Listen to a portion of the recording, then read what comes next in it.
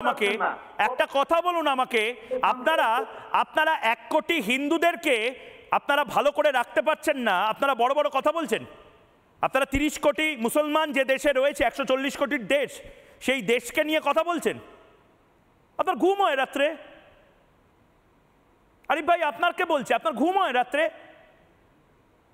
এত রক্ত, মুজিবুর রহমানের স্মৃতি মুছে দিচ্ছেন, হিন্দুদেরকে ধ্বংস করে দিচ্ছেন। আর আমরা যখন আমাদের ইতিহাসকে পুনরুদ্ধার করার চেষ্টা করছি, আপনারা বড় বড় ডায়লগ মারছেন বাংলাদেশে বসে। কেন আমরা বিষ্ণু মন্দির পুনঃপ্রতিষ্ঠা করব না? আগে বলুন, কেন আমরা বিষ্ণু মন্দির, কল্কি মন্দির পুনঃপ্রতিষ্ঠা করব না? ঘুমাতে পারছেন না, পাঠিয়ে দেবো বাংলাদেশ থেকে, খাবেন, খেয়ে ঘুমিয়ে যান দাদা। বাংলাদেশ থেকে পাঠিয়ে দিচ্ছি আপনাদের জন্য। যদি ঘুম না আসে তাহলে ঘুমের ট্যাবলেট পাঠিয়ে দিই দাদা, ঘুমিয়ে থাকুন। বাংলাদেশের মানুষ খুব ভালো, তারা একসাথে চলতে জানে। বাংলাদেশের মানুষ খুব ভালো বলেই তো বাংলাদেশের মানুষকে প্রতি মুহূর্তে বলছি, বাংলাদেশের মানুষ অবিলম্বে মোহাম্মদ ইউনূসকে বের করে দিক। বাংলাদেশের মানুষ বুদ্ধিমান বলেই তো বারবার বলছি। আপনি আমাকে বলুন, আপনি আমাকে পয়েন্টে এসে কথাটা বলুন যে হিন্দুদের মন্দির বাংলাদেশে ভেঙে সেখানে মসজিদ বা বিতর্কিত ধাঁচা বানানো হয়েছে কি হয়নি? বাংলাদেশে হয়েছে, পাকিস্তানে হয়েছে, ভারতেও হয়েছে। ইসকন সাধারণ মুসলিমদের, বরং ইসকন সাধারণ হিন্দুদের মন্দির দখল করার ষড়যন্ত্র করছে। হিন্দু ভাইরা বারংবার তারা এগুলো নিয়ে আপনি কি বলছেন, আপনি কি বলছেন সেটা আমি বুঝতে পারছি না।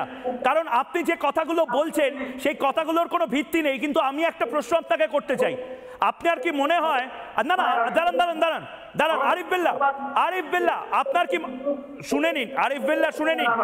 আপনার কি মনে হয় 500 বছর আগে একটা বিশ্বাসের প্রতিষ্ঠা হয়, কিন্তু 500 বছর আগে একটা বিশ্বাসের প্রতিষ্ঠা হওয়ার আগে, মানে 1000 বছর আগে, 2000 বছর আগে, 3000 বছর আগে সেখানে কোনো জমি ছিল না, সেখানে কোনো মন্দির ছিল না, সেখানে কোনো বিশ্বাস ছিল না?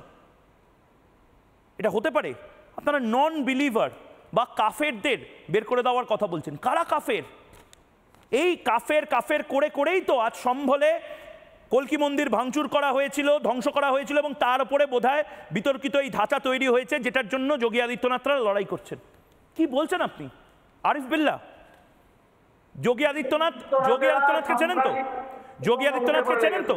বাংলাদেশ সম্প্রীতির দেশ, তো এই দেশকে উত্তপ্ত করার জন্য বাংলাদেশ কাদের দেশ? বাংলাদেশ কাদের দেশ? না কাদের দেশ বললেন? বাংলাদেশ কাদের দেশ? বাংলাদেশ কাদের দেশ? আরিফ বিল্লাহ, বাংলাদেশটা কাদের দেশ? আরিফ বিল্লাহ, বাংলাদেশটা কাদের দেশ সেইটা বলুন। ক্ষমা চাইতে হবে, হিন্দুদের কাছে ক্ষমা চাইতে হবে, এবং সংখ্যালঘু ভারতে বসবাসকারী যে সংখ্যালঘু মুসলিম আছে তাদের কাছে যোগী আদিত্যনাথদের ক্ষমা চাইতে হবে। আপনি কি ভুলে গেছেন কাকে ক্ষমা চাইতে হবে? কাকে ক্ষমা চাইতে হবে? মুসলিমের যে ব্যক্তির নির্দেশে ভারতে অসংখ্য মুসলিমকে জবাই করে হত্যা করা হয়েছে, আপনি কি ভুলে গেছেন?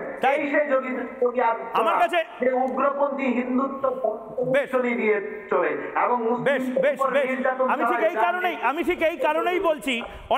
অনেক ধন্যবাদ আরিফ বিল্লাহ। তার আমি এই কারণেই বলছি, যেহেতু আমার সময় শেষ, যে আরিফ বিল্লাহরা যে কারণে বলতে পারছেন, বা আজিজুল দ্বারা খুব সূক্ষ্মভাবে যেটা এড়িয়ে যাওয়ার চেষ্টা করছেন, যে হিন্দুরাও মরে। এই সম্ভলে ফাইল ওপেন করা হচ্ছে, 1978 সালে 178 জন হিন্দুকে মেরে দেওয়া হয়েছিল শুধুমাত্র শ্রীহরি মন্দির পুনঃপ্রতিষ্ঠার দাবিতে। এই 178 জন মানুষকে যে মেরে ফেলা হয়েছিল হিন্দু বলে, কেউ সাজা পায়নি। আপনারা যারা এই ঘটনা, এই গল্প জানেন না, আমি জানাবো। আপনারা যারা সবরমতী নিয়ে ব্যস্ত, আপনারা যারা গোধরা নিয়ে ব্যস্ত, গোধরার হিংসা নাকি ভারতের ইতিহাসে এরকম হিংসা হয়নি, আমি আপনাদের সেই ফাইল ওপেন করে দেখাবো সম্ভলে ঠিক কি হয়েছিল এবং কেন সম্ভলেও কল্কি মন্দির আবার তৈরি করার প্রয়োজন বলে সারা পৃথিবীর সনাতনীরা বলছেন।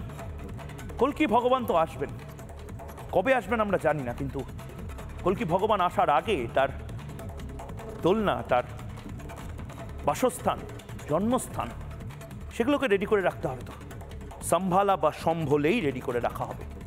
কবে সেটা সময় বলবে। একটা ছোট্ট বিরতি নিচ্ছি। নানা ধরনের কন্টেন্ট দেখার জন্য লাইক করুন, শেয়ার করুন আমাদের ফেসবুক পেজ, সাবস্ক্রাইব করুন আমাদের ইউটিউব চ্যানেল। পাশাপাশি অন্যান্য ব্রেকিং নিউজের জন্য অবশ্যই চোখ রাখুন রিপাবলিক বাংলায়।